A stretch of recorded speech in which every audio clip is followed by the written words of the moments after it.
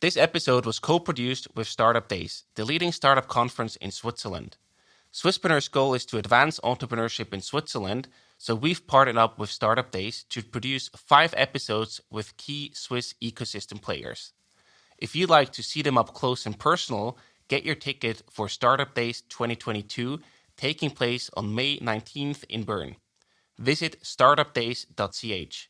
Together, we make Switzerland more startup.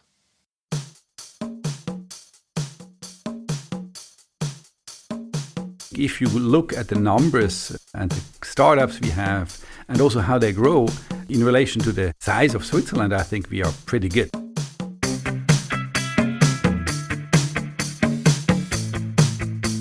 Welcome to the Swisspreneur Show, a podcast about startup stories and learnings from experienced entrepreneurs. Here's your host, Sylvan.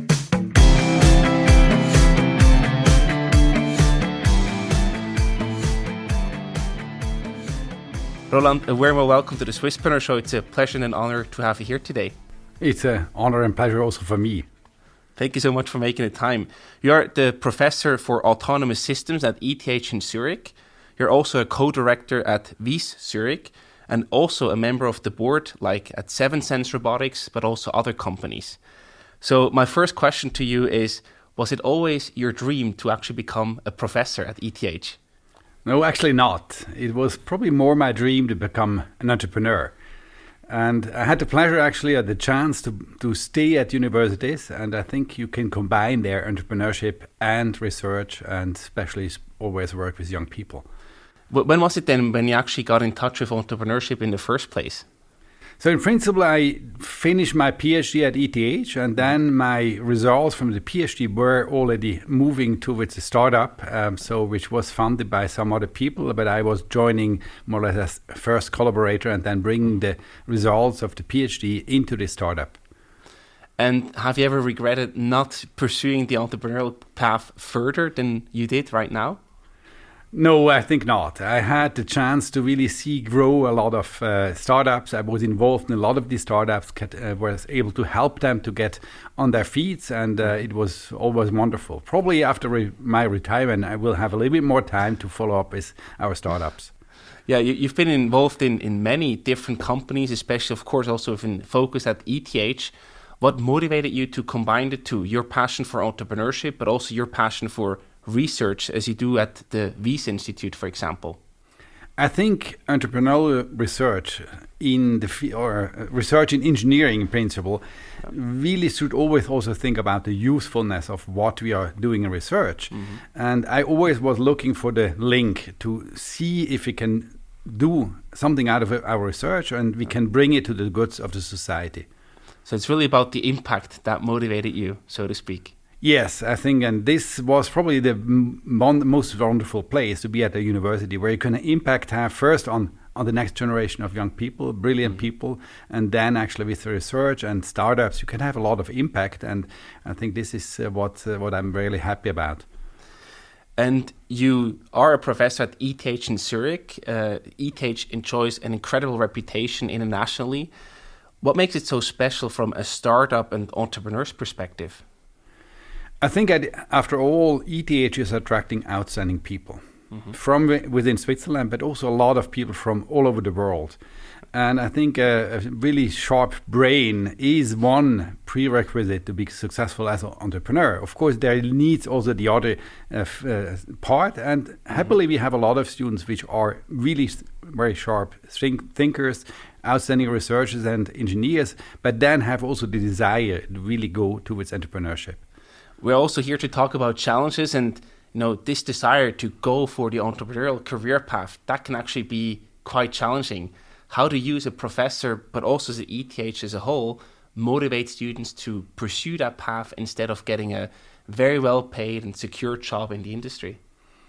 I think it always starts with examples and showcases and we have seen that the whole entrepreneurial thinking within the students and the faculty at ETH started probably about 20 years ago really strongly. Mm-hmm. And then we had a couple of really nice examples, and so others continued, and especially the students realized that this is one way to do a career. When I was actually studying there was only the big corporates like ABB, Sulzer, which were somewhat the companies where you think engineers should end up at the end. Right. Today, I think probably 50% of the students consider to start their own company, or at least join a startup company in every year.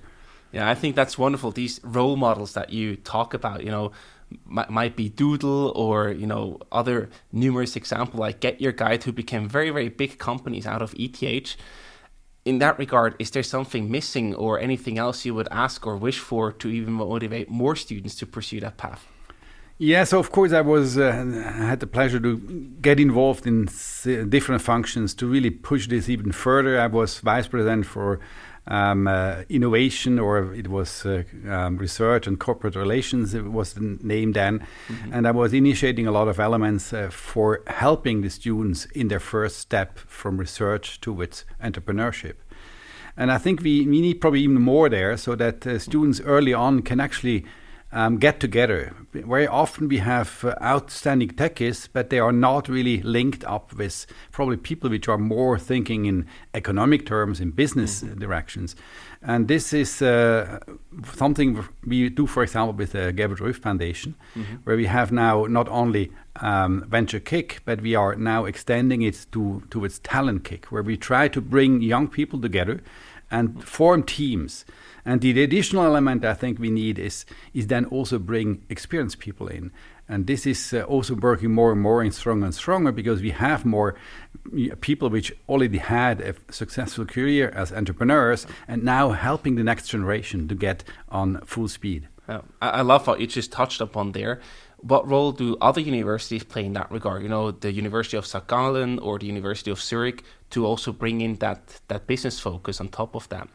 This is exactly the point where we would like to have people from St. Gallen, from universities which have a very strong business education, and bring them together with our students. Yeah. Because we have seen in a lot of startups that they do wonderful, but at one point there are always too much engineers or even scientists which they want to do a perfect product.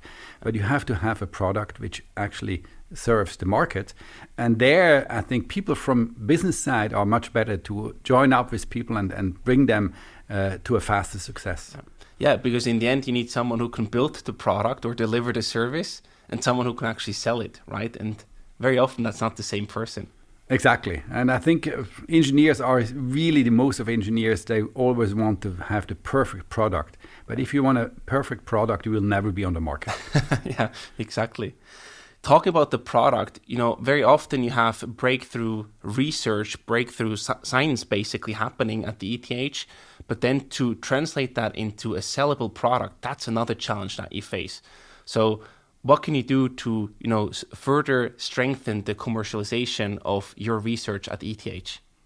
I think the most important thing is always that these people which did the research, or part of these people, should be willing and interested and keen to go forward and to commercialize it. Right. Otherwise, of course, we have also some patents and technologies from ETH which are licensed to existing company, which is also a good way to do this. But a lot of these technologies are pretty far from the market. And we have realized that very often it's easier for startups to actually bring this to the market than by established companies, which have typically a horizon of 2 or 3 years, and then they won't expect returns on this investment. Startups from the beginning typically know it takes probably 10 years until they really are successful on the market. And is there anything that you would change to make that easier, to have more research findings getting commercialized later down the road? I think it's pretty good, meanwhile, in Switzerland. We have a lot of support for the first phase, for the seed funding, but also non-diluting funding with InnoSwiss, but also the university like ETH or EPFL. They have special funding for really getting the first step.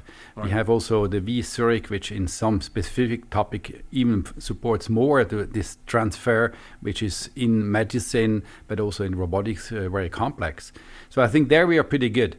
But I think bringing experienced people in at the right moment, and ideally from the beginning as not advisors, but shareholders and people probably giving some money into it, is important. So we have very good experience if we are able to bring these people in. And then, of course, the scaling. And the scaling has probably two elements. One is that this is the mentality of the Swiss people are typically not the huge company. So they always want to be under control. They have they're worried that they lose the control in their company. I don't think that we should exactly do the same thing as what happens in Silicon Valley and other places. We should do the Swiss way, but still do more for scaling. So we can become faster and bigger, and we have the potential because we have a lot of outstanding technology. And there, of course, we need more financial support. There is a lot of money around in Switzerland. A lot of this money goes to VCs in US and not to VCs in Switzerland. But also there we are doing good progress, and I'm pretty sure that we are getting better every day. Are you basically saying that we here in Switzerland don't think big enough? Yes, I think this is probably true to a certain extent. It's probably applies to myself also. Okay. I'm typically rather dreaming of a company which is a solid technology company, which has probably at one point a couple hundred people. On the other side, I think it's also probably the best fit for Switzerland. If you see the successful company in Switzerland are meanwhile a lot of middle-sized companies, a couple hundred people, world leading in their field, world champions, but they probably will never grow. And very often we compare the startups with all these extreme cases like Facebook or Google. This exists only a handful of these cases every 10 years. I think Switzerland is leaving from the other type of companies. Like I think the wonderful examples are Sensirion, which has grown to a really serious company, worldwide leading, or Mublox, and I think we will have more of these type of companies in Switzerland. So a very solid base, a very good quality of the product or the service in place, probably also great research behind it, but not the huge game changer that we very often get so biased about, that they are more than actually exist in reality. Yeah, so I think the game changer is typically a business innovation and not a technology behind, which can probably scale much bigger. But I think there is favorable to be in a country which is somewhat bigger than Switzerland. So it's much easier to start Facebook out of US than out of Switzerland. Right. But the tech companies where we have a very solid research at the universities, also a very strong support by companies in Switzerland. We are in a lot of fields, world leading in optics and microtechnology. And this helps also the startups really to bring up outstanding technology.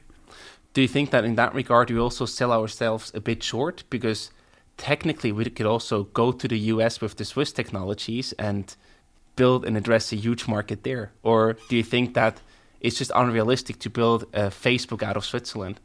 In principle, it's probably realistic. Get Your Guides is not a Facebook, but they had success. But if you see, then you have to move very early on out of Switzerland. My personal ambition is to create very interesting jobs in Switzerland. So this type of companies have to go another way, which is also good if you have the technology which fits with it. And then you should actually also be willing to move out of Switzerland probably to a bigger market to start and to grow there much faster. But then you probably run into the issues that you mentioned before, right? Then you probably work with foreign VCs, you hire foreign employees. So then even if the case succeeds, there's maybe not that much money or know-how flowing back to Switzerland. Yes, this is absolutely true. I know of a couple of cases which did this road, which at the end there was nothing left in Switzerland.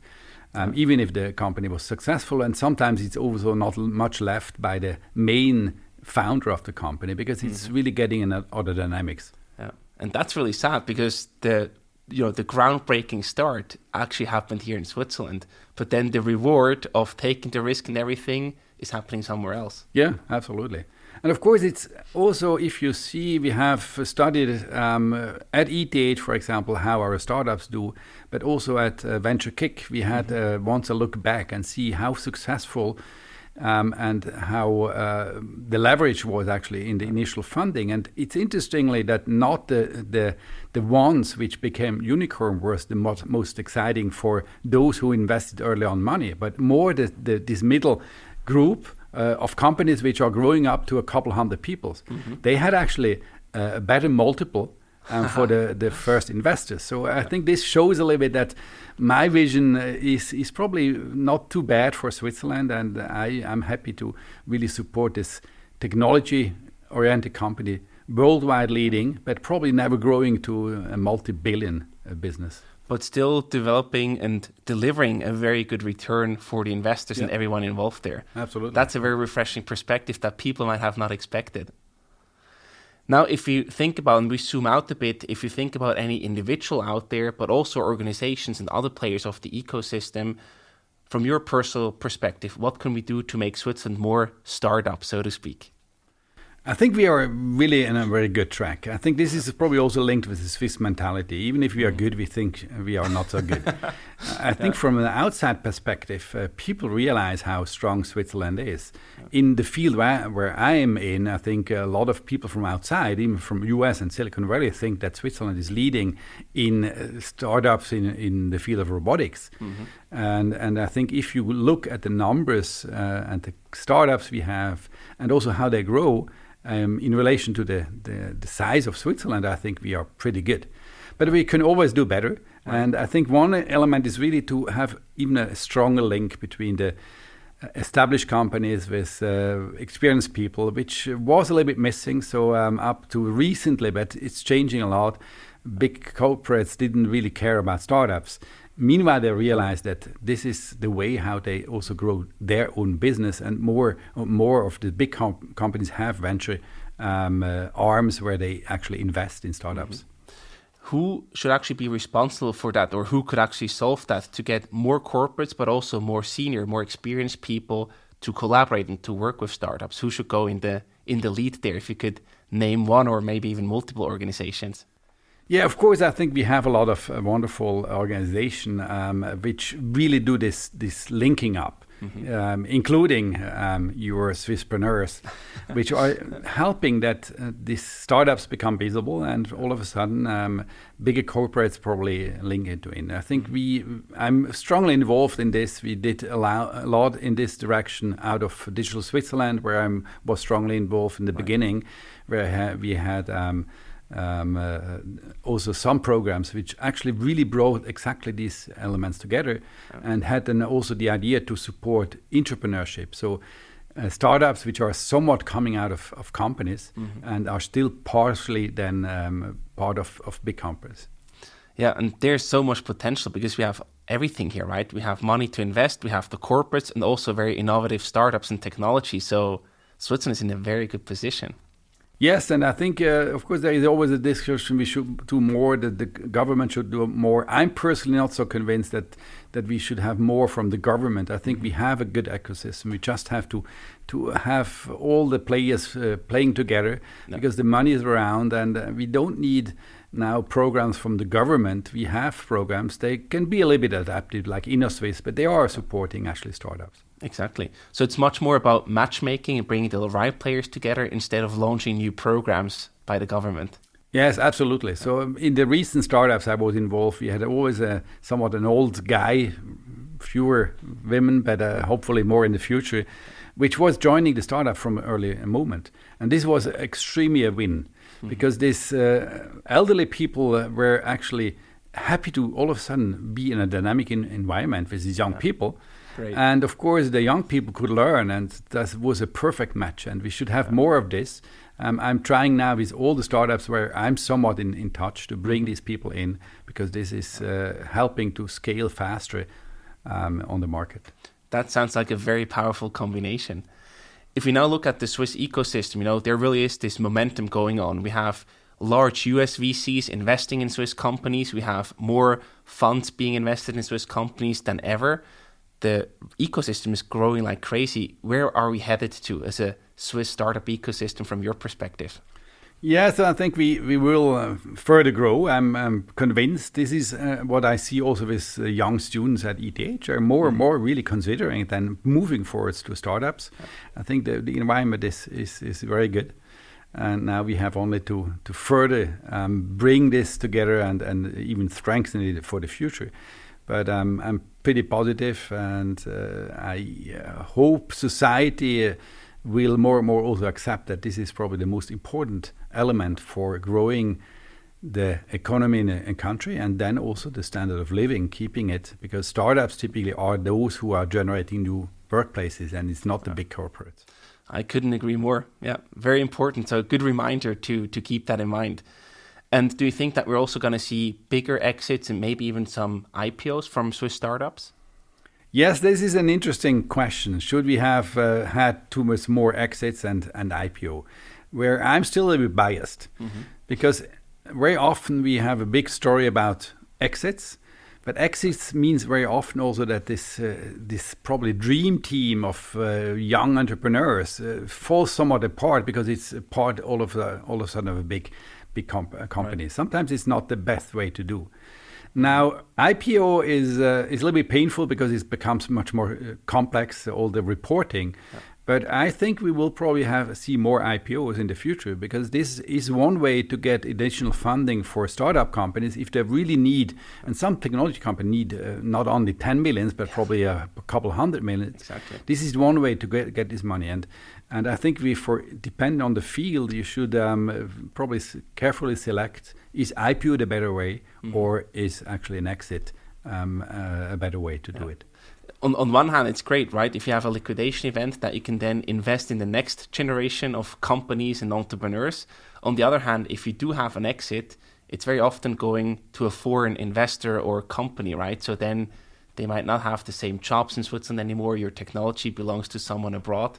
It's always the pros and cons, I guess. So there's no clear answer. Yes, at least for me, if I see all those companies which did then at one point an IPO, and there was also in the past already 30 years ago, and I'm involved in the board of one of these companies.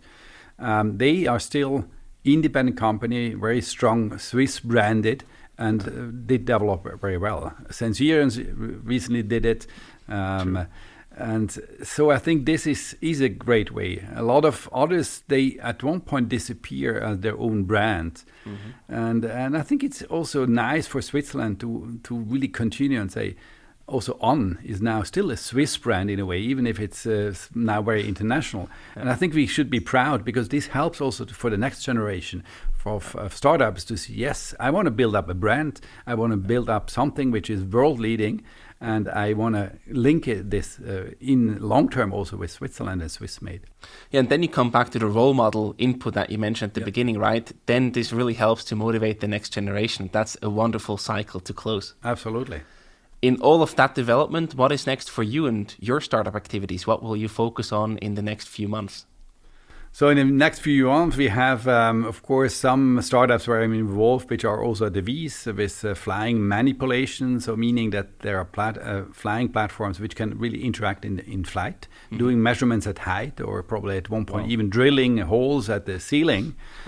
This is very exciting. And I would certainly need that for me personally at home. No, I know that there's much more to come. It's industry applications. And these companies have to, of course, it's difficult in the beginning. At one point, you need to raise money. And then there's always a question, which are the right partners? And by the way, it's also very often, it's easy to get a high valuation if you have foreign investors. So they are much more betting on all-in VCs from Silicon Valley. Then the question is, will they be more helpful really to scale the company, or what is the best way?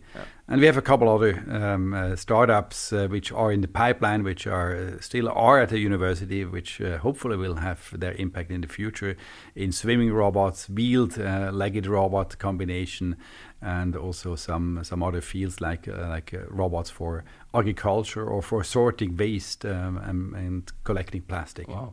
Yeah, you certainly will be busy over the next few months.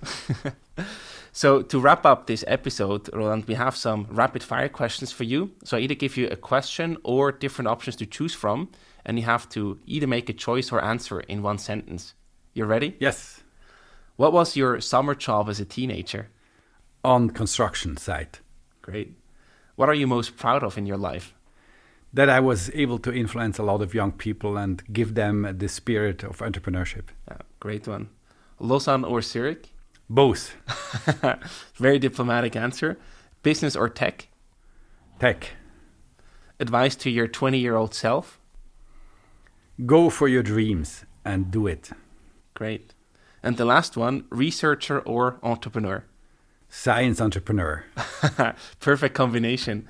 Roland, thank you so much for coming on the show and for sharing your thoughts. All the best for the future and lots of success. Thanks very much.